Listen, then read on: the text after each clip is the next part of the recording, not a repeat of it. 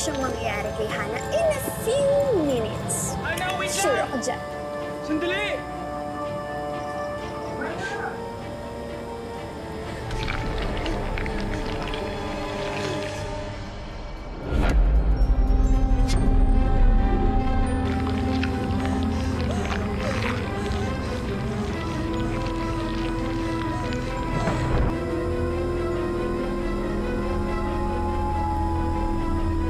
Brandon! Diyan ka lang pa. Bakit? Hanap ka ng advisor natin. Hala! Huwag kang magayon, please! Please, huwag ganyan!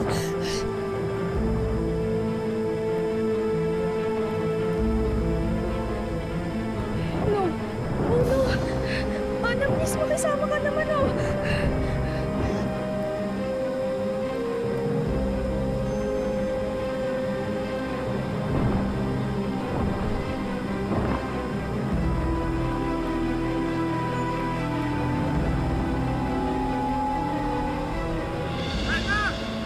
Hana! Hana!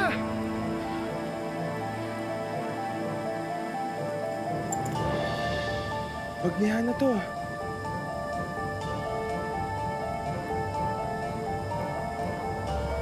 Hana?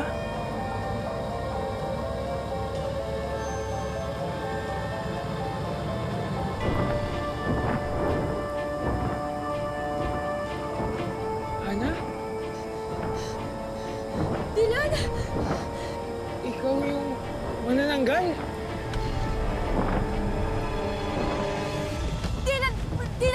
Dylan! Please, huwag ka matakot! Hindi ako manananggal, promise! Pwede ko ba dyan? Explain, promise! Dylan, hindi mo lang ako! Tulong! May manananggal! Dylan! Tulong! Tulong! May manananggal! Tulong! Tulong! Dylan!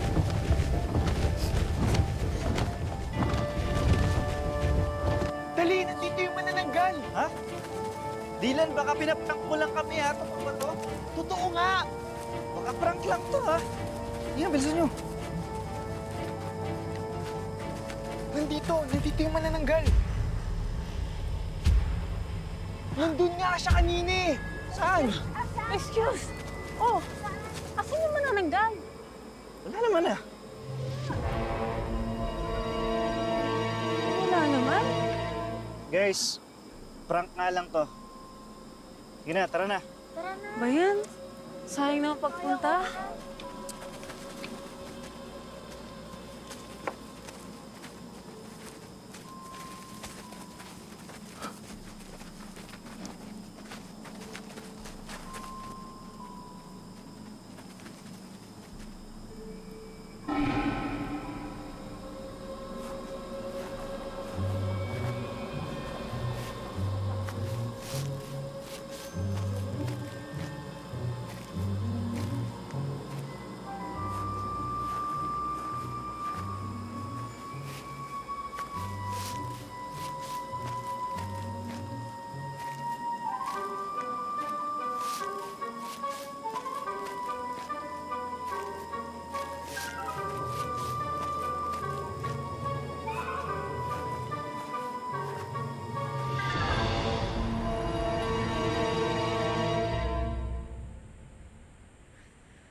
Lola, mali po ako.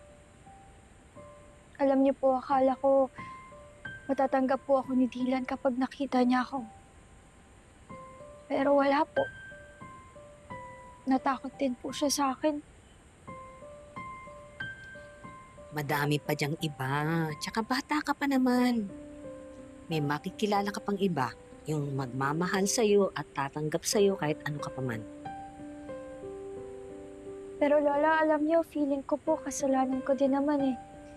Kung sana po mas naging maingat ako, o kaya sana po hindi po ako mas lalong nagpagabi.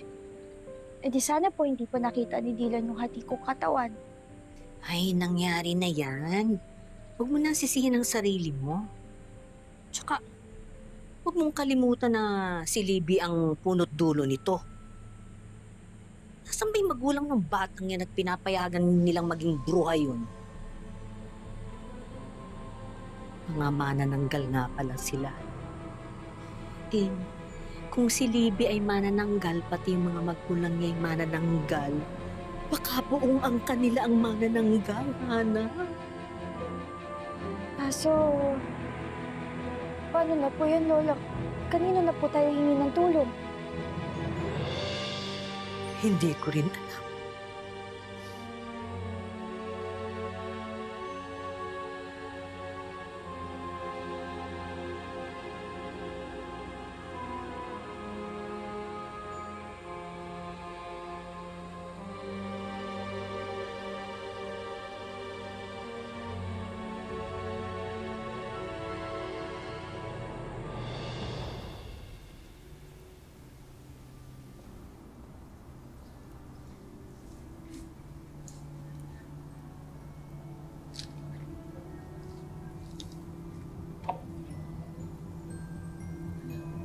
Dylan, Please stay away from me. Dylan, alam mo wala kang dapat ikatakot. Hindi ko din naman ginusto to eh. Tsaka, promise, biktima lang din ako ng curse, Dylan.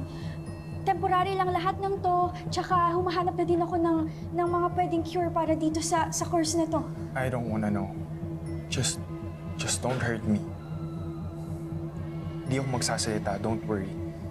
Natakot lang ako kaya ako sumigaw. So please, promise me to stay away from me.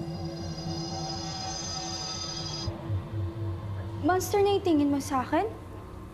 Ay, hindi na pwede Dylan si Hana. Baka prank lang din yung Dylan. Gaya ng so-called manananggal sighting last night.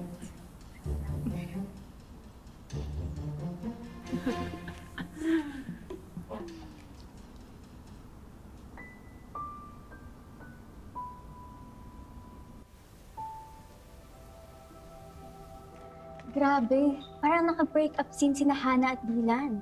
Bakit? Naging sila ba? Told you, baka may ginawa si ate girl, kaya na-turn off sa kanya si Dylan. Baka nga. Baka may nakitang hindi maganda o baka lumabas na lang talaga yung totoong ugali. Kaya nag-goodbye si Dylan. Wait, di ba ko yung BFF ni Hana? Dati yun. Just like Dylan.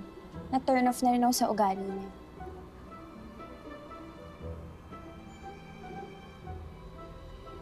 Libby, pwede ba tayo mag-usap?